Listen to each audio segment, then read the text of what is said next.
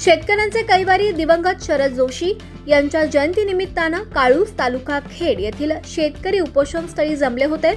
यावेळी शरद जोशी यांच्या प्रतिमेला अभिवादन करण्यात आलं।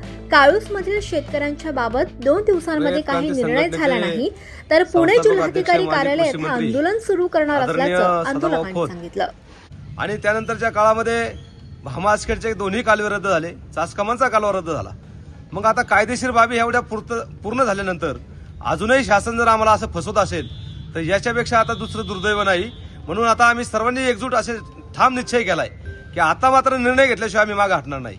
आज संपूर्ण महाराष्ट्रामध्ये काल आपण सगळं बघितलं असेल, जरांगे पाटलांनी गोरगरिबांना संघर्ष उभा करून हा योग्य निर्णय, ऐतिहासिक निर्णय घेतला। तशीच शेतकऱ्यांची एकजूट आम्ही उभी करून या ठिकाणी आम्ही सुद्धा ऐतिहासिक निर्णय घेतल्याशिवाय राहणार नाही। कारण आज आमच्या मुलाबाळांचा प्रश्न अतिशय गंभीर झालेला आहे। गेले सातत्याने अनेक वर्ष काबाड कष्ट करून आम्हाला 2 रुपये शेतीमालातून सुद्धा मिळत नाही। शेतीच्या मालात भाव नसल्यामुळे आमच्या शेतकऱ्यांवर अत्यंत गरिबीची परिस्थिती निर्माण झाली आहे। मुलांना नोकऱ्या नाही, अशी परिस्थिती असताना जर अशा पद्धतीने आमच्या वाडवडिलांनी जमिनी राखून ठेवण्यासाठी त्या जमिनी जर आम्हाला तुम्ही देत नसेल आणि अशा अनैतिक पद्धतीने आमच्या जमिनी जर तुम्ही हिसकावण्याचा प्रयत्न करत असेल तर आम्ही तुम्हाला माफ करणार नाही। कारण स्वर्गीय शरद जोशी साहेबांनी सुद्धा सांगितलंय की संघर्ष करा, जागे व्हा आणि तुम्ही हक्काचा न्याय तुमचा मागून घ्या। म्हणून या पद्धतीने आम्ही आजपर्यंत खरं वास्तविक पाहता स्वर्गीय शरद जोशी साहेबांची जयंती आहे आणि या जयंतीच्या निमित्ताने सुद्धा आम्ही सरकारला सांगू इच्छितो की या काळात जर आम्हाला योग्य निर्णय दिला नाही तर लाखोच्या हजारोच्या संख्येने आम्ही मंत्रालयावर सुद्धा धडक घालण्याशिवाय राहणार नाही।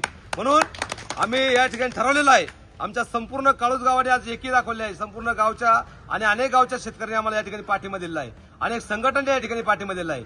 म्हणून आता जर सरकारने या महिनाभराच्या कालावधीमध्ये, आता उपोषणाला 20 दिवस झाले, 20 दिवसाच्या कालावधी आम्हाला सांगितलं की उपोषण चालू आहे, मराठ्यांचं आंदोलन चालू आहे, निर्णय घ्यायला आम्हाला त्या ठिकाणी सरकार आमच्याकडे दुर्लक्ष देत नाही।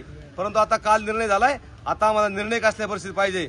म्हणून आम्हाला जर निर्णय दिला नाही तर आमच्या संपूर्ण काळूस गाव सर्व शेतकरी भामासखेडच्या धरणामध्ये जाऊन जलसमाधी घ्यायला सुद्धा तयार आहे।